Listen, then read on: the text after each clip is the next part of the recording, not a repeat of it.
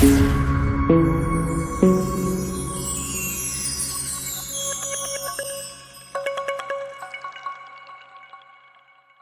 this video, we're going to cover the A-dec Inspire 591 12 o'clock cabinet. Thanks for watching. Hi everyone, it's Brian from A-dec. Just wanted to go over the cabinet and then we'll go into the chair delivery system and other cabinets. First of all, we have our upper section here. We're going to have your water bottle. We're going to come back to that and show you how to use that. Over here to the panel, it's going to tell you the time, the date.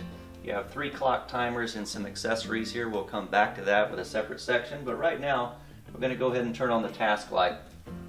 Coming over here, the assistant's going to have shelving here for tubs and trays, as well as in here.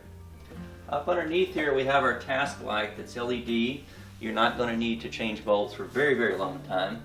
And here we're going to have our swing out shelves that come out as needed to have an additional work surface in addition to the round work surface that we have here. While I have these arms back, I'll show you that we have 2 electrical outlets here. We're really not going to want to use those unless we're moving items from operatory to operatory. So before we might have the tendency to plug something in, but what it does, it creates clutter, and we want to minimize clutter, especially in today's environment. So what we do is we raise this up, we put our ancillary here, we plug this in and run it down below and link it back to the accessory panel that we'll come back to. If we'd like to have an ancillary item on top of here, we'll place the ancillary item here, we'll drop its cord through here, it will follow here underneath this chase. If you would like us to, we can reverse these 2 panels, placing this panel over here and this panel over here, run your cord through here, drop it down through here, plug it in here, and turn it on your ancillary button here. So just know that we can do that in the field at any time and help you with the first couple to help make sure you understand that. Going over here is the vacuum line cleaner we call the ICV. We'll come back to a separate video on that and make sure you understand that. Putting this back together, we'll go to drawer module number 1. Back to the drawers, it's designed to where you can organize this as you see fit. Also, we could put this over here, and configure this any way that you like. The next advantage of this is when we slam it closed, when we open it back up, everything's going to be in place. But the most important feature I see for efficiency is that I can grab in here and I can take this entire drawer module out, and I can take it into sterilization center and place the items back in there for efficiency. So I'm not taking cotton roll, then cotton tip applicator, then carpule. I'm doing it all at once. So for efficiency's sake, we want to take these out. You can take as many of these as you can carry and do that all at once, put them back in place, and we've saved time. Same thing with these. These are all modular. You can configure them however you want, and that's what we would like to do there. Inside of here is going to be our CPU. This cord is supposed to be plugged into the back of your USB. It looks like it is, so that when we turn on our computer, your fan's going to start automatically and cool your computer. This here is our ICV tank, our vacuum line cleaner tank that goes to this. So as we're putting the vacuum lines in there, it's going to be drawing from this container. So we'll want to check here later to make sure that the container is full.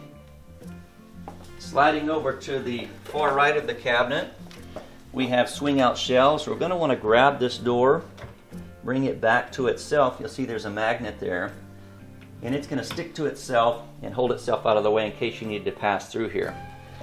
If you'll grab right here in the center of this little circular area, grab right here and pull, each time it will pop out effortlessly. Then we're going to grab what's here, place this on top for easy access for the assistant. Again, these can be configured at any part you want. You also have down here the same option to pull this out, load this here, to make it easier on the assistant, because we want to lower the chances of a Class 5 motion. So to adjust the door hinges, we're going to open this up. You'll see that we have adjustments here and here and here. There's 3 adjustments. This one is going to move the door this way. This one's going to move the door this way, and these two will move the door up and down this way. Please contact your service department and they can walk you through adjusting the cabinets. Adjusting the shelves, you'll see how we've put them here as the service techs. You might not like this configuration and you might want to change it.